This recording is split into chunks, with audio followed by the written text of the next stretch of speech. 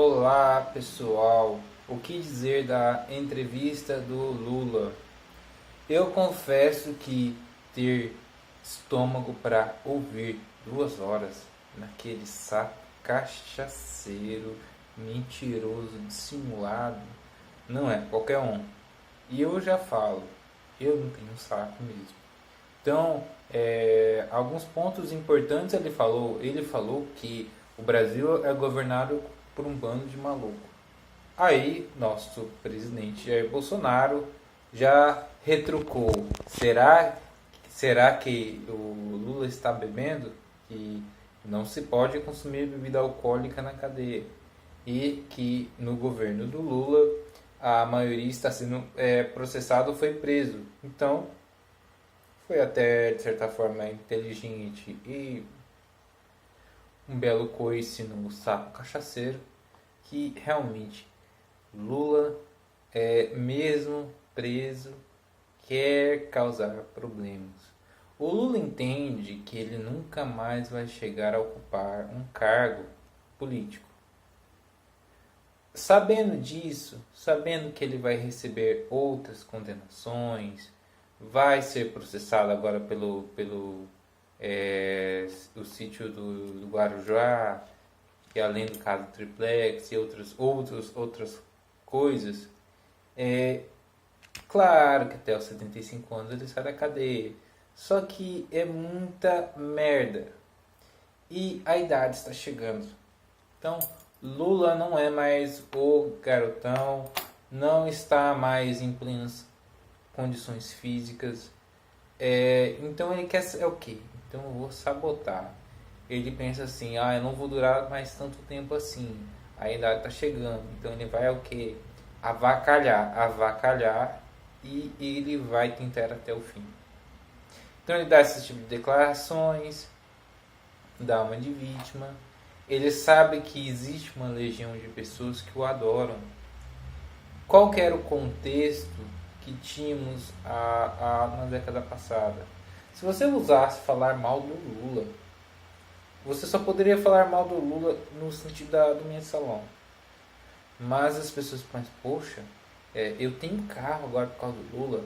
Eu comprei uma televisão agora, porque agora eu consigo comprar uma televisão. Eu comprei um computador que deu uma certa assim, eu comprei um celular, Lula, todo mundo bem, pô, porque vai tirar o cara? O cara é um excelente presidente e ele tem uma certa lábia. Ele é do tipo de pessoa que eu estou falando e você mesmo inscrito ou espectador, ele numa roda de conversa entre nós três, eu, você e o Lula, ele consegue convencer a gente que ele está certo. Ele é um cara que ele soube usar a influência dele, sabe usar a lábia dele. É um cara que mesmo com estudo, o que retira, por exemplo, aqueles adoradores de diploma, aqueles caras que tentaram por diploma. O Lula nunca teve um diploma, mas é o Lula. O resto, se não tem diploma, é um desqualificado, é um sectário, é não sei o que. Mas o Lula é o Lula. O resto, todo mundo tem um diploma para eles considerarem o seu discurso. Esse pessoal é complicado. Então o Lula seduziu muita gente, porque ele se abarcou de uma situação favorável e soube usar isso. Ele não foi um louco, por exemplo, ele foi esperto. O Lula, ele é um cara que sabe usar e soube usar o capitalismo a favor dele. Soube usar a situação. Ele sabia que não poderia esquerdar demais, porque isso traria problemas para eles, holofotes a ele. Eu não gostaria de ter os holofotes que o Maduro recebe hoje. Imagine. Na situação que os Estados Unidos estavam até na década passada, com a guerra do Afeganistão, guerra do Iraque. Imagine só o Bush reagindo ao que acontece hoje na Venezuela. Eu acredito que o Bush ele invadiria a Venezuela. Seja por petróleo ou não, ele invadiria. O Trump não fez nada ainda, só sanções. O Bush invadiria. Ele invadiu o Afeganistão e o Iraque. Ele não invadiria a Venezuela, que é um esperto. Ele invadiria. Então é complicado. sabendo que o cara usou, por exemplo, certas situações econômicas, a estabilidade do plano real, o cara só surfou na zona das commodities, ficou ali tranquilo. Quando ele viu que estava tudo bem, começou a pilhagem estatal, começou a compra de deputados, começou o aparelhamento. Claro, tantos anos planejando a ascensão ao poder, o cara que estava ali pela quarta vez, e você tentar algo, você conseguir aí, que você fica sossegado, né? O Lula aproveitou. Ele aproveitou que ele conseguia, uma certa parcela da população se sentiu representada pelo discurso dele, pelas origens dele. Então, poxa, cara, pensa assim na autoestima de pessoas. Eu vou falar daqui há cerca de 2 dias, que 2 dias eu vou falar sobre uma pessoa também, assim, que teve uma história muito importante no Brasil. Então, essas pessoas se sentiram representadas, se sentiram lembradas. Então, agora a gente vai ter alguém que olhe pela gente. Aí veio as políticas como Fome Zero. Eu lembro que depois teve a mudança do Bolsa Escola, Bolsa Gás para Bolsa Família. Aí começou começou, né, aquela coisa no Nordeste. Infelizmente tem, que é um povo sofrido. Eu não ataco o povo nordestino, eu tenho muito respeito pelo nordestino. O nordestino não é revolucionário. É engraçado isso, que eles são conservadores, são tradicionalistas, mas votam no partido esquerdista, porque eles não entendem esse negócio de guerra cultural, eles não têm esse conhecimento que, por exemplo, nós temos. A gente tem que entender que é um povo humilde, que infelizmente não tem o acesso que nós temos. Devemos ser compreensivos nesse ponto. Então o Lula ele fala, por exemplo, do Supremo. Ele falou daquele caso que o Supremo estava acovardado. Ele deu uma certa declaração aqui que eu vou ler. Abre aspas. Eu penso que haverá um dia que as pessoas vão me julgar, estarão preocupados com autos dos processos, estarão preocupados com as provas do processo e não da manchete no Jornal Nacional, e não com as capas de revistas, não com as mentiras e fake news. Mas o processo que levou ele à condenação era um camalhaço de processo assim. Cadê as provas? Cadê as provas, porra? Cadê as provas? Abre aspas. As pessoas se comportarão como juízes supremos de uma corte, que é a única coisa que essa gente não pode recorrer, que já tomou decisões muito importantes. Essa corte votou, por exemplo, células contra uma boa parte da Igreja Católica. Essa corte já votou contra a Raposa Serra do Sol, contra os processos do arroz do estado de Roraima. Essa corte votou a união civil de homossexuais, contra todo preconceito evangélico, votou as cotas para que negros pudessem entrar na universidade. Então ela já demonstrou que teve coragem e se comportou. Olha só as declarações dele. Então ele sabe que a força do Supremo, que realmente teve coisas que o Supremo colocou, por exemplo, a questão da união civil de homoafetiva foi a Supremo Tribunal Federal, porque realmente boa parte dos parlamentares protestantes, né, a bancada evangélica, votaria contra e traria um certo prejuízo eleitoral. Se você analisar que boa parte e realmente boa parte da população brasileira é protestante, independentemente de qual denominação, seja o que for, mas marcaria deputados que votariam a favor disso aí, votariam contra a Dilma, por exemplo. Olha, ela sancionou isso, não? Ela é um capeta, por exemplo. A questão realmente das células tronco, tudo isso, ele sabe disso. É o que nem que eu falo, o Lula ele não é burro, ele não pode ter tido uma formação acadêmica, mas ele tem uma certa habilidade ao lubridiar. Então o que o Lula faz? Ele fala verdades com mentiras juntos. Então ele faz a mentira se tornar verdade falando junto com a verdade. Ele consegue, ele tem essa malandragem. Aí ele fala do Dallagnol, do Moro, que eles têm uma obsessão. Aí aqui ele fala bem assim, abre aspas, eu tenho uma obsessão, sabe que eu não tenho ódio. Ah, não tenho ódio não. Tá bom. Não guardo mágoa porque na minha idade, quando a gente fica com ódio, a gente morre antes. Então, como eu quero viver até 120, tô tomando cachaça, não duvido não. Porque eu sou um ser humano que nasceu para ir até 120. Eu vou trabalhar muito para provar que a minha inocência e a farsa foi montada. Por isso, eu vim para cá com muita tranquilidade, afirmou Lula. Eu tenho certeza que durante todo dia com minha consciência tranquila. Eu tenho certeza que Daniel não dorme, que o Moro não dorme. É muito pretensioso esse Lula, porque ele acha que... Assim, eu não desejo mal para ele, não desejo que ele morra. Mas ele é muito pretensioso, ele usa o discurso, ele usa um discurso assim, de autoconfiança. Ele é muito autoconfiante. Realmente, nós temos que ser autoconfiantes. Eu não sou muito autoconfiante, eu me fodo por causa disso, mas ele tem uma autoconfiança. Ele mesmo não sendo verdade isso, ele fala como se fosse verdade. Você acha que ele realmente dorme com consciência tranquila? Não. Mas ele tem que falar isso. Claro que ele vai falar, eu durmo com consciência. Dorme no caralho. Você acha que dorme? Você acha que ele queria se integrar? Claro que não. É claro que não, isso é besteira. Ir até os 120. Você acha que ele quer viver tanto tempo assim? Cara, isso é muita pretensão. Pra que ele quer viver até 120? Isso aí, ele usa esse discurso com eufemismo porque ele cativa aquela pessoa que já tem aquela propensão a admirá-lo.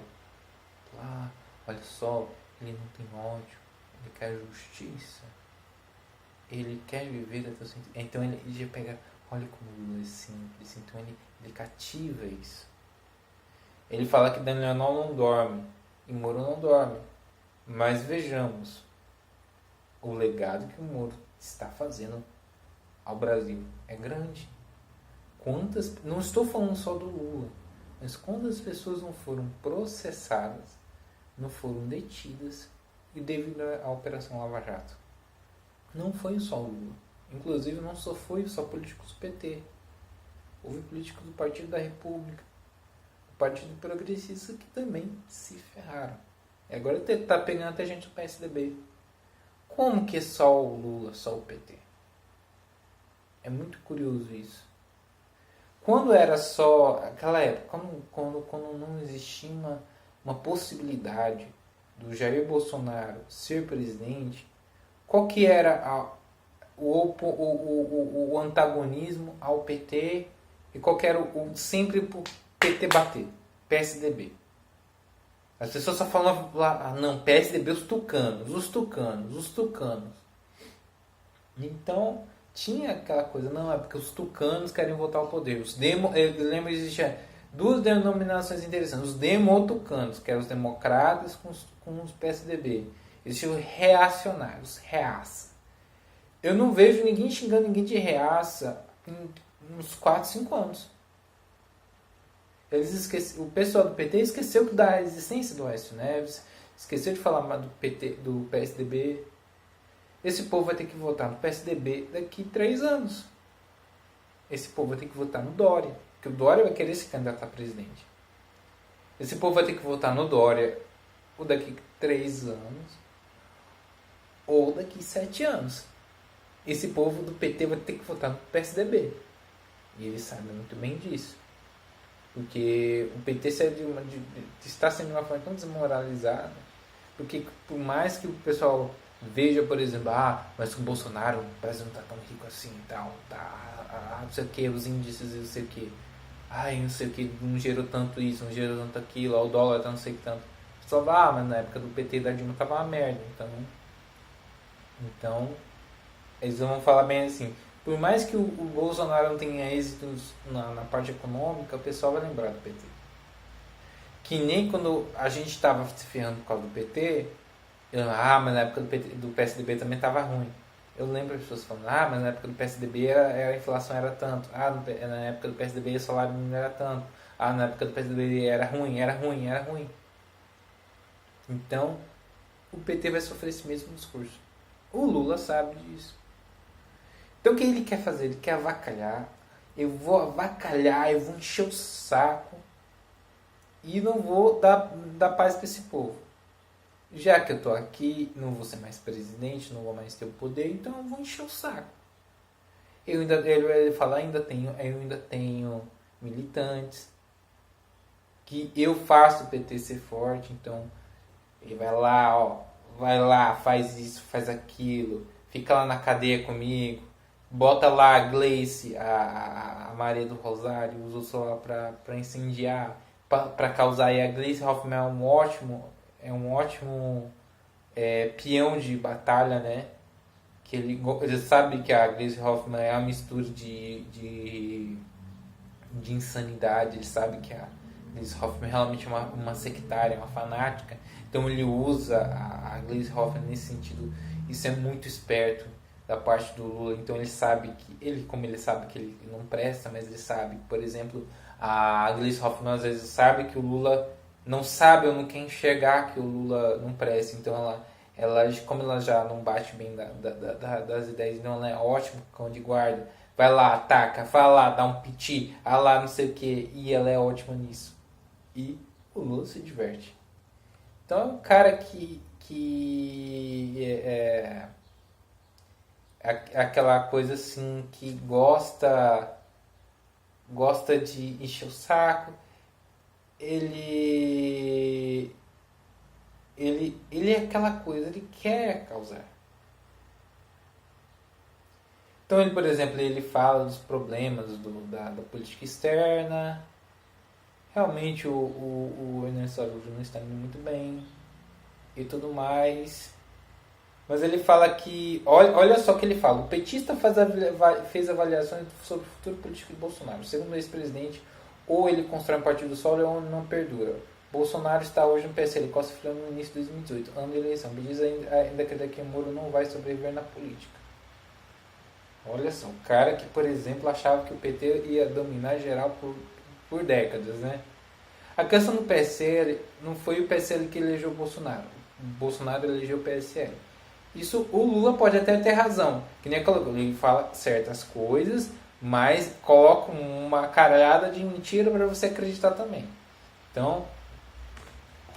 Então é aquela coisa. Então ele sabe que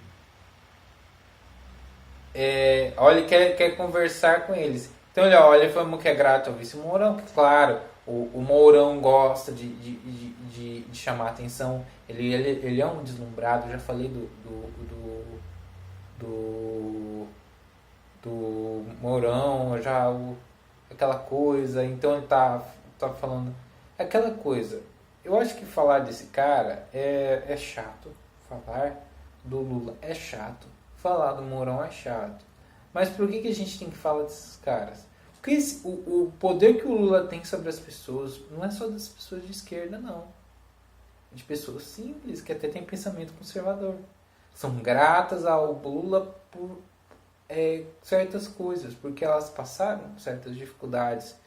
E quando conseguiram algo, mesmo que esse algo não seja substancial de fato, elas são gratas ao Lula.